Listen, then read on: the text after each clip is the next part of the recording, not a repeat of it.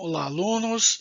Aqui é o professor Marquinho, de Literatura, e esta é a primeira aula de apresentação da segunda geração do modernismo brasileiro, a geração de 1930 a 1945.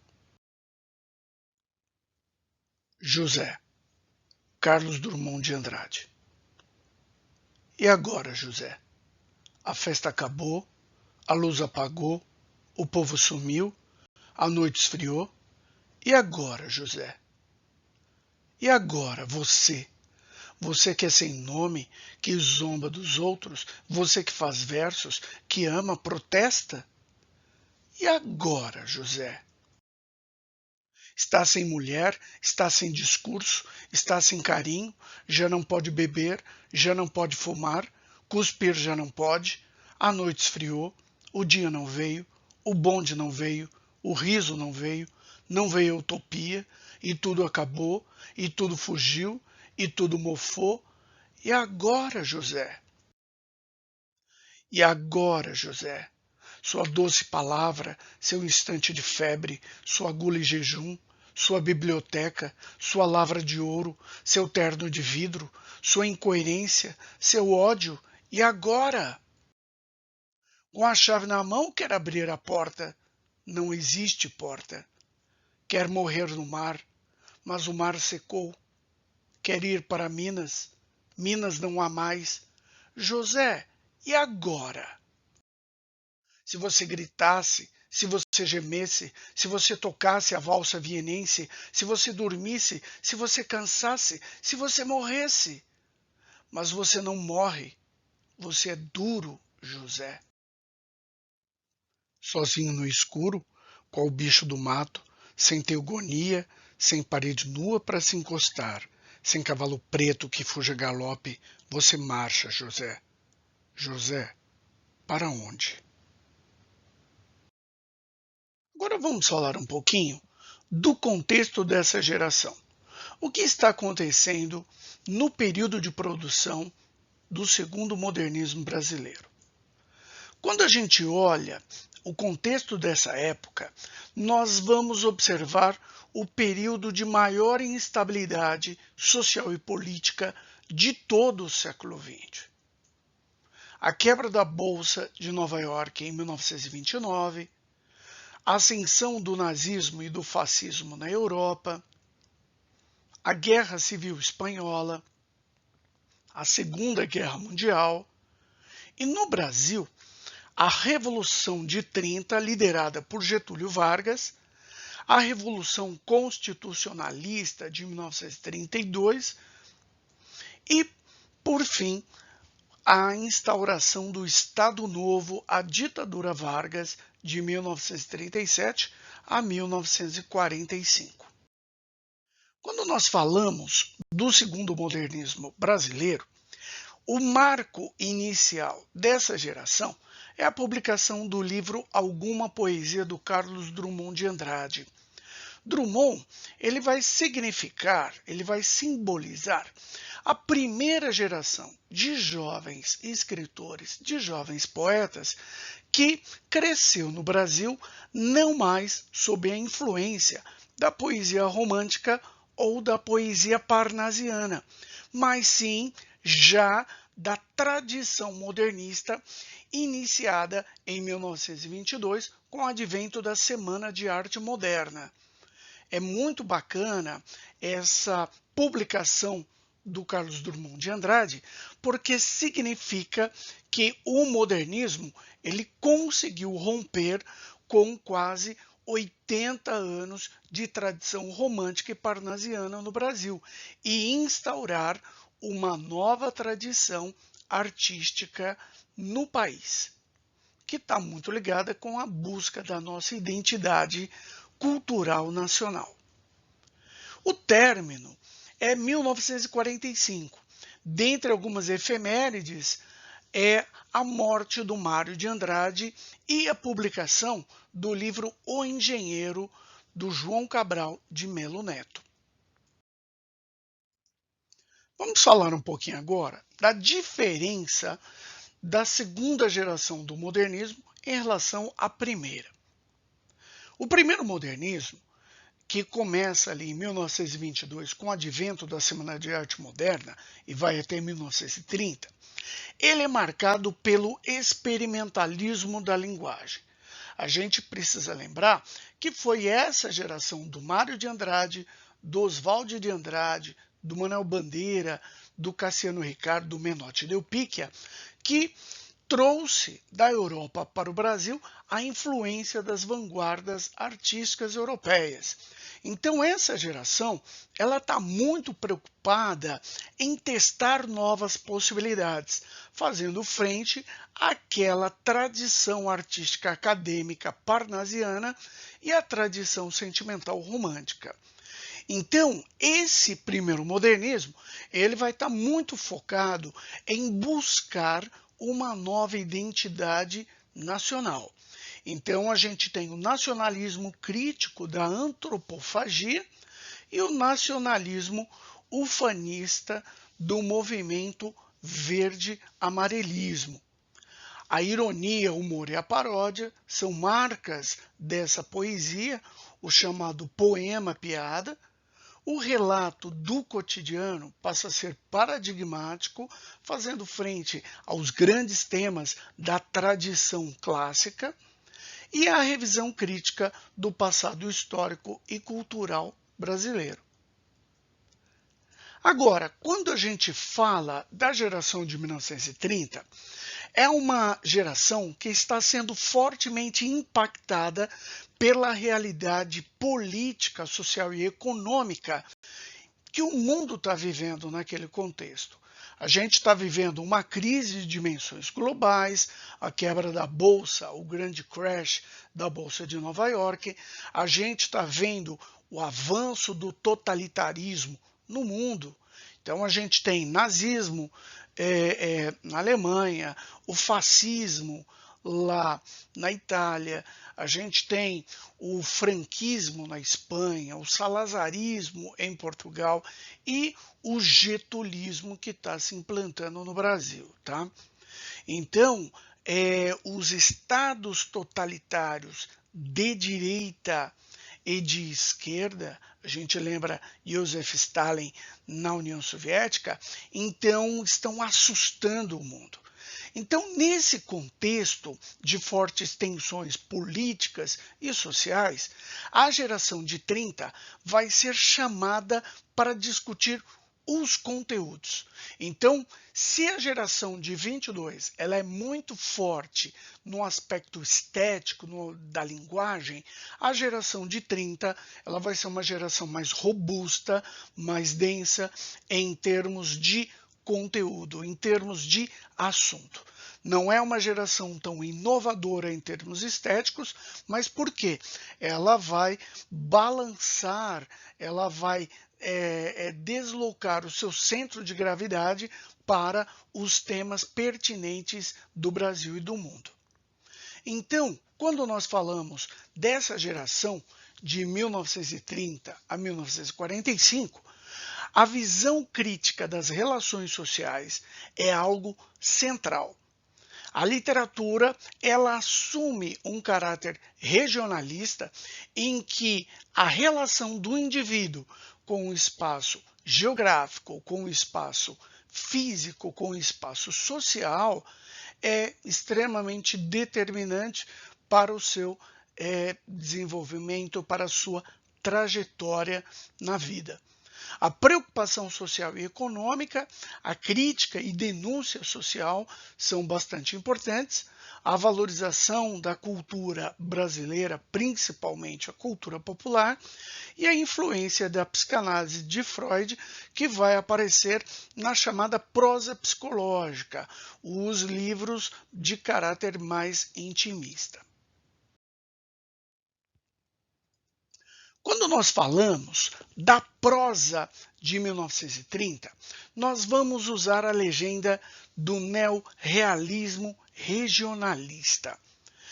A vertente social é a mais importante desse período, tanto que quando a gente fala de segundo modernismo, normalmente a gente lembra da prosa, e quando a gente lembra da prosa, a gente lembra da prosa social. Basta buscar na cabeça algum romance dessa geração. Vem para a gente de imediato Vidas Secas, do Graciliano Ramos, Capitães da Areia, do Jorge Amado, Menino de Engenho, do José Lins do Rego. Então, uma literatura que vai não só ser extremamente marcante nas décadas de 30 e 40, mas que também vai influenciar posteriormente a terceira geração modernista, tá? O neorrealismo nordestino é a vertente mais significativa dessa literatura social. Por que eu estou dizendo o neorrealismo nordestino? Porque a gente também vai ter uma literatura de caráter regional sendo produzida no Sul. O nome mais importante no Sul dessa geração é o Érico Veríssimo, tá? Então, o que marca o chamado romance de 30 ou romance nordestino é a literatura de denúncia da situação de miséria e exploração no Nordeste brasileiro. E como principais autores, nós temos Graciliano Ramos, que vai falar principalmente da realidade de Alagoas e Pernambuco, o Zé Lins do Rego, que vai falar da Zona da Mata Paraibana, o Jorge Amado, que vai explorar o recôncavo baiano e a região cacaueira de Ilhéus, no sul da Bahia, a Raquel de Queiroz, que vai falar principalmente da temática da seca no Ceará, e o Érico Veríssimo, que, como eu falei, é o escritor do Rio Grande do Sul. Além dessa literatura de caráter social, há também uma tendência muito importante nos anos 30, que é a chamada literatura intimista ou prosa psicológica. É a literatura que vai investigar principalmente a subjetividade, o mundo interior das personagens. Quando nós falamos dos protagonistas desse tipo de literatura de 30, são indivíduos atormentados, angustiados, em choque com a sociedade. Claro que quando a gente observa de uma maneira um pouco mais ampla a literatura de 30, toda ela tem um caráter fortemente social, mas também tem uma componente mais humana, mais individualizada, mais psicológica. Basta a gente lembrar na lista da FUVEST de 2021, em que nós temos do Graciliano Ramos o romance Angústia, que tanto tem uma abordagem sociológica e social bastante robusta, como também vai explorar os dramas interiores do Luiz da Silva, um deslocado social que deixa o interior de Alagoas, migra para a capital Maceió, mas ele não consegue se inserir nessa nova realidade. Então, quando nós falamos dos principais autores dessa tendência, tem o Lúcio Cardoso, o Ciro dos Anjos, o Dionélio Machado, do romance Os Ratos, que foi muito marcante na minha vida como leitor, e o Cornélio Pena. Vamos falar dos principais temas dessa literatura aí. A seca é um tema que é muito marcante no romance de 30, a vida dos retirantes em seu esforço de sobrevivência e de degradação humana. Então, um exemplo que nós temos é o 15, da Raquel de Queiroz, de 1930, que vai falar de uma grande seca que assolou o Ceará no ano de 1915. Mas a gente lembra também o José Américo de Almeida, que em 1928 publica o primeiro romance do regionalismo nordestino, intitulado A Bagaceira.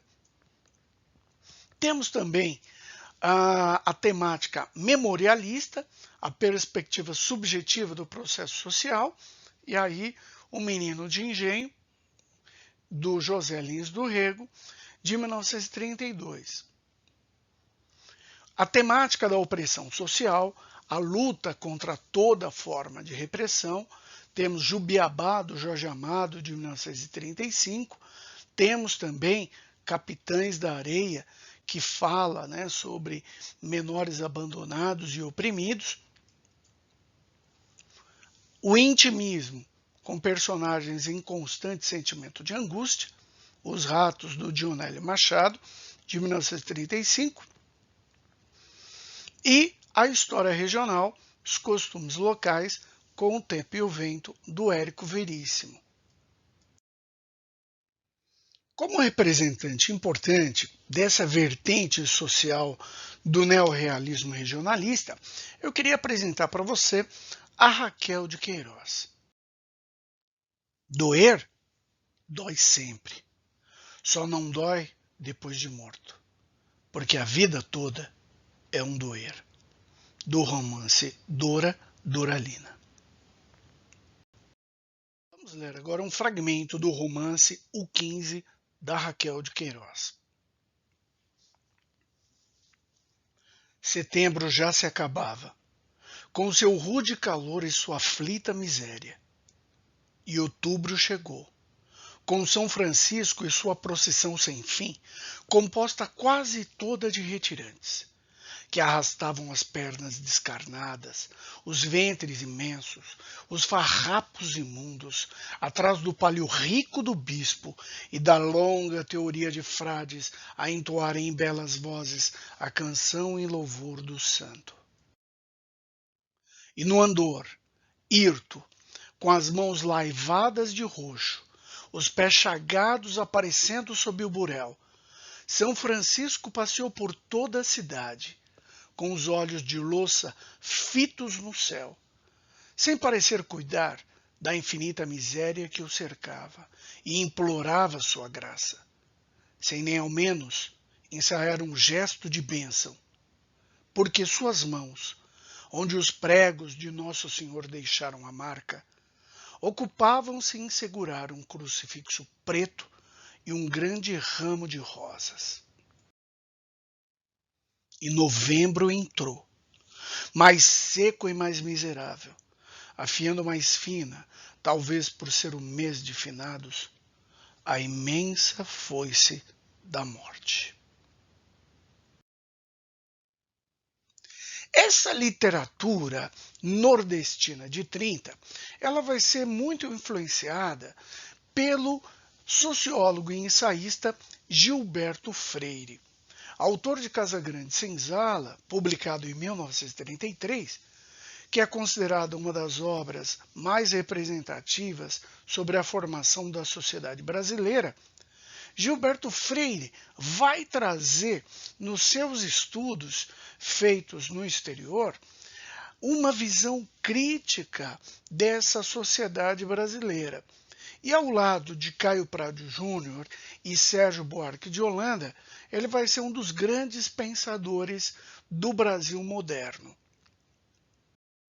A partir da organização do Congresso Regionalista do Nordeste, em 1926, o Gilberto Freire vai inspirar, vai motivar, vai cobrar intelectuais, artistas, escritores, poetas a pensarem a realidade nordestina. A partir desse congresso vai surgir um manifesto, o Manifesto Regionalista Nordestino de 1926, e que vai trazer o seguinte projeto artístico: uma literatura comprometida com a problemática nordestina. A seca, as instituições arcaicas, a corrupção, o coronelismo, o latifúndio, a exploração da mão de obra, o misticismo fanatizante e os contratos. Na fala do Alceu de Amoroso Lima, o crítico Tristão de Ataíde, passou o tempo das coisas bonitas, Então, era uma referência crítica à literatura do Sudeste, né, da primeira geração modernista. Então, o que é a segunda geração? Ela dá continuidade à primeira, de que a identidade do Brasil está no Brasil popular, está no povo brasileiro. O que muda? É que na primeira geração, o Brasil que aparecia na literatura era um Brasil alegórico, era um Brasil mítico, era um Brasil idealizando a sua cultura popular. O que muda agora nessa geração de 30? Que a arte ela é fruto de uma participação social. A arte agora, a literatura, ela passa a ser um instrumento de crítica e de denúncia social. Por isso que nessa geração nós temos uma explosão do romance. A arte ela passa a ser usada como instrumento de crítica e de denúncia social, como nós vemos nessa tela Retirantes de Cândido Portinari de 1944, que ele pintou sob inspiração da leitura do romance Vidas Secas do Graciliano Ramos. Da mesma série, Menino Morto, do mesmo ano de 1944, do Cândido Portinari. Vamos ler agora um comentário do crítico Antônio Cândido sobre a literatura da década de 1930. O decênio de 1930 teve como característica própria um grande surto do romance, tão brilhante quanto o que se verificou entre 1880 e 1910, e que apenas em pequena parte dependeu da estética modernista. Observe que, quando ele fala desse período cronológico de 1880 e 1910, a que ele está se referindo? 1880 é quando nós temos a publicação das Memórias Póstumas de Brás Cubas em folhetim no Rio de Janeiro. Portanto, ele está falando da implantação do realismo no Brasil, que produziu uma literatura de forte apego à realidade, de crítica e de denúncia social. Quando ele se refere a 1910, ele está falando de um período em que Euclides da Cunha, Lima Barreto, Monteiro Lobato, Graça Aranha, os escritores do pré-modernismo estão produzindo sua literatura olhando para a realidade brasileira. Vamos olhar agora uma questão em cima desse mesmo texto do Antônio Cândido. Esse texto do Antônio Cândido caiu numa questão da Universidade Estadual do Rio Grande do Norte. Considere o texto e a imagem a seguir. O decênio de 1930 teve como característica própria um grande surto do romance, tão brilhante quanto o que se verificou entre 1880 e 1910, e que apenas em pequena parte dependeu da estética modernista. Temos logo embaixo uma foto de uma parcela de terra, bastante seca, calcinada, e uma legenda ao lado. Seca. Bahia tem pelo menos 140 cidades em situação de emergência. 28 de agosto de 2014. O comentário do especialista, associado à imagem, apresenta e representa características importantes da prosa modernista da geração de 1930. Em relação à produção literária identificada, assinale a alternativa correta. A. A preocupação com a documentação da realidade presente no pré-modernismo é retomada. B. Utiliza-se uma linguagem rebuscada, objetivando demonstrar a importância do tema abordado. C. O regionalismo é explorado de forma preconceituosa, demonstrando com exagero a situação difícil das regiões retratadas.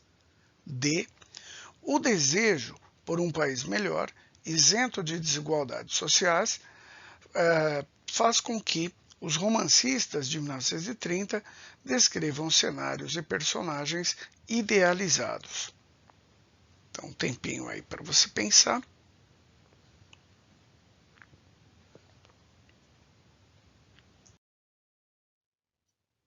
Ok.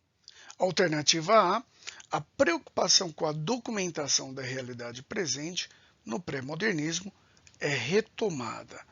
Então, a chave para fechar essa questão está no próprio texto do Antônio Cândido, né? Quando ele circunscreve essa literatura pregressa de 1880 a 1910, período aí do pré-modernismo.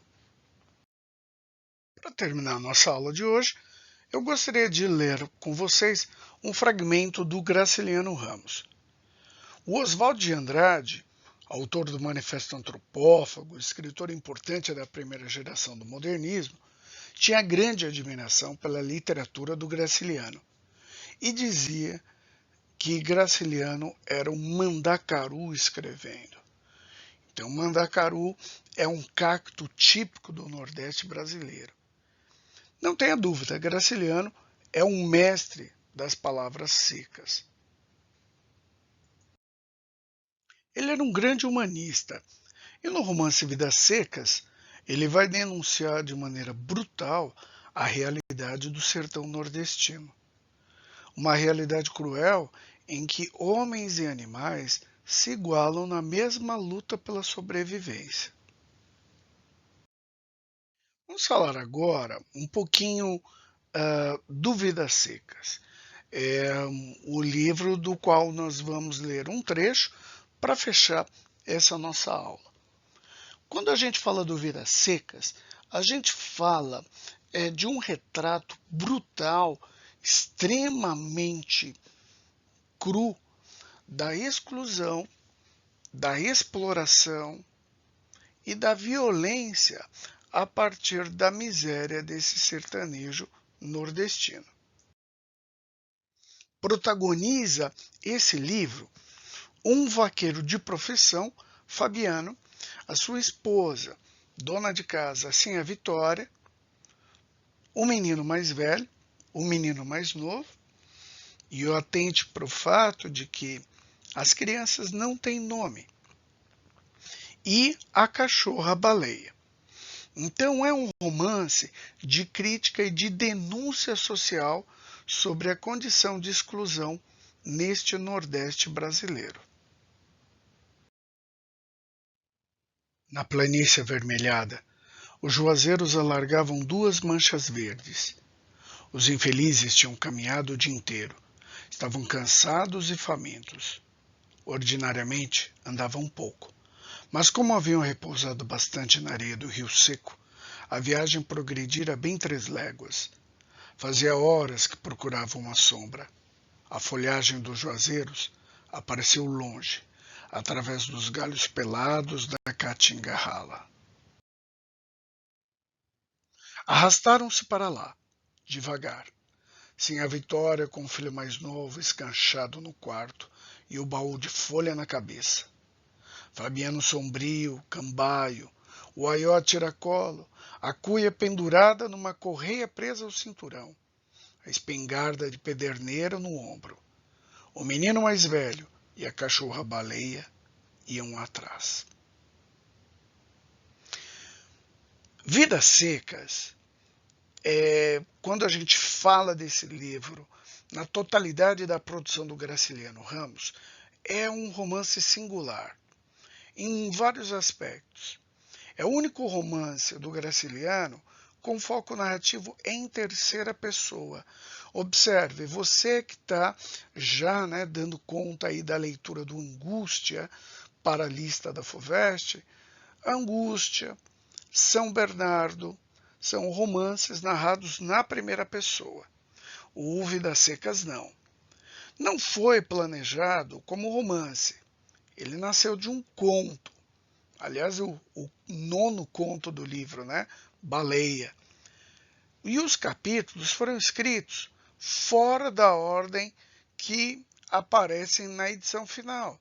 Não representa um aprofundamento da análise psicológica das personagens, como acontece em São Bernardo e Angústia. O livro ele tem um caráter polifônico. É a mesma realidade da seca sendo vista por diferentes pontos de vista simultâneos. Pelo Fabiano, pela esposa, assim, a Vitória, pelo menino mais velho, pelo menino mais novo e até mesmo pela cachorra baleia. Então, cada capítulo, o narrador, ele adere, ele cola em uma personagem e nos mostra o drama da seca pela perspectiva daquele membro da família em particular. Então é interessante que é um romance cubista, né? Então nós temos aí uma mesma realidade sendo vista simultaneamente por várias perspectivas ao mesmo tempo. E aí, qual a genialidade, né, a complexidade mais ampla desse livro? Porque nós não apenas vemos o drama social de uma família de sem teto, uma família de sem terras, perambulando pelo sertão nordestino, mas também é um romance de densidade psicológica, porque nós acompanhamos de cada uma das personagens a natureza desse drama, desse sofrimento, dessa angústia. Queridos alunos e alunos, aqui nós terminamos a nossa primeira aula de apresentação do segundo modernismo brasileiro, dedicada à prosa. O nosso próximo encontro vai ser dedicado à poesia dessa geração. Um grande abraço e até o nosso próximo encontro.